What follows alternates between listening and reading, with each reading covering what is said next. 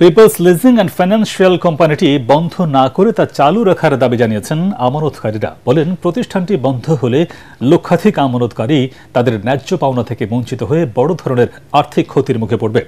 জয়তে প্রেসক্লাবে আয়োজিত সংবাদ সম্মেলনে আমানতকারীরা বলেন, পিপলস লিজিং কোম্পানিটির ডিফল্টার ঋণ খেলাপি মালিক ও গ্রাহকদের বিপদে ফেলার জন্য দায়ী ব্যক্তিদের বাঁচাতে প্রতিষ্ঠানটি বন্ধ করার ষড়যন্ত্র চলছে।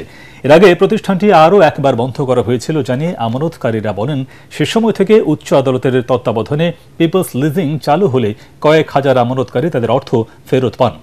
বর্তমানে কোম্পানিটি শেয়ার বাজারে প্রবেশ করেছে এবং ব্যবসা পরিচালনা করে লাভজনক পর্যায়ে আছে বলে জানান তারা। এ অবস্থায় কয়েকজন দুর্নীতিপরায়ণের স্বার্থ রক্ষা করতে গিয়ে পিপলস লিজিং অ্যান্ড ফাইন্যান্সিয়াল কোম্পানিটি পুনরায় বন্ধ করে লক্ষাধিক গ্রাহককে বিপদগ্রস্ত না করতে বাংলাদেশ ব্যাংকের প্রতি আহ্বান জানান আমানতকারীরা।